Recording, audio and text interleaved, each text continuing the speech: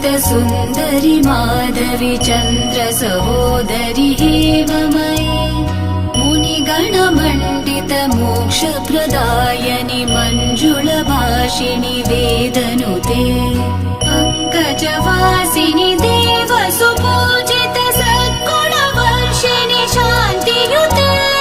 जय जय हे मधुसूदन कामिनि आदिलक्ष्मि जय पालय माम् जय जय हे मधुसूदन कामिनि आदिलक्ष्मि जय पालय माम्